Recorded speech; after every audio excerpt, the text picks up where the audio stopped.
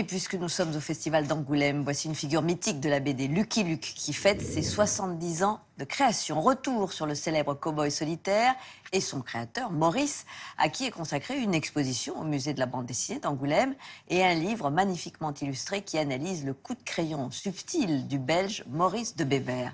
Benjamin Courtadon. C'est un cow-boy solitaire qui s'est vendu à plus de 300 millions d'exemplaires. Lucky Luke, 2 fois campé au cinéma par Terence Hill et Jean Dujardin, mais aussi chanté par notre Jodassin national. Embrasse ta femme, serre-moi la main. Vite sur la vie, va te faire assurer. 70 ans tout pile après sa création, Lucky Luke, icône de la pop culture. Une exposition au musée de la bande dessinée d'Angoulême, un ouvrage de référence et des rééditions en veux-tu, en voilà. L'occasion pour Entrée Libre de revenir sur l'histoire d'une des plus grandes success stories de la bande dessinée franco-belge.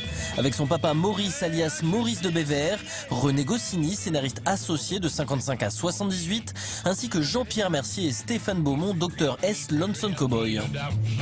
Et pourquoi est-ce que j'ai choisi un cow-boy? Je ne sais pas. Je crois que j'ai toujours été amateur de western quand j'étais gosse. Et puis, j'ai trouvé qu'il n'y avait aucun personnage comique dans le genre cow-boy. J'ai choisi celui-là.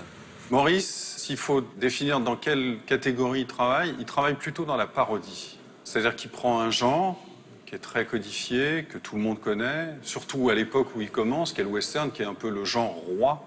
Gary Cooper, James Stewart, enfin tous ces grands... John Wayne, enfin bon, il y en a plein d'autres. Et il prend ça et il joue avec. Voilà, il se moque. Mais il se moque avec le talent et la tendresse de quelqu'un qui connaît ça absolument par cœur. Les premières planches de Lucky Luke, celles-ci paraissent en 1947. Le cow-boy est encore à l'état d'ébauche. Plutôt bagarreur, sérieux, il va en fait connaître une grande évolution lors du séjour de Maurice aux États-Unis. Parti se renseigner sur la culture américaine, l'auteur découvre le style parodique des Américains, comme Harvey Kurtzman, fondateur de Mad Magazine. Il a longtemps dit qu'il avait hésité au départ sur qu'est-ce que je dois faire avec Lucky Luke, est-ce que j'en fais entre guillemets un vrai western sérieux. Et il dit c'est Mad qui m'a convaincu d'en faire quelque chose de plus parodique. Il découvre une nouvelle manière d'utiliser les outils de langage propres à ce médium, comme les onomatopées, la grille, qu'il déteste à ses débuts, et qu'il va adopter une fois arrivé aux États-Unis, et qu'il va travailler pour renforcer l'architecture de ses pages de la même manière que le font les Américains, là où les Européens à l'époque ont encore un peu tendance à penser le dessin pour la case. Lui va commencer à composer des planches et à, comme ça, faire en sorte que chaque personnage ou chaque case est un écho dans les cases suivantes. Autre rencontre majeure dans la vie du papa de Lucky Luke, René Goscinny. Au début des années 50, ce jeune scénariste des plus doués va parfaitement s'adapter au style Maurice. Ils ont en commun une espèce de fascination pour la bêtise. Et Lucky Luke, c'est une espèce d'étude de cas de la bêtise. Quelquefois, par la caricature, nous nous approchons beaucoup plus de la réalité que ce qui en a été dit. Par exemple, Billy the Kid, nous en avons fait une sorte de petit voyou. Le cinéma, notamment dans un des films, c'était joué par Robert Taylor, qui était un homme d'une très grande beauté et d'une moralité dans le film à toute épreuve.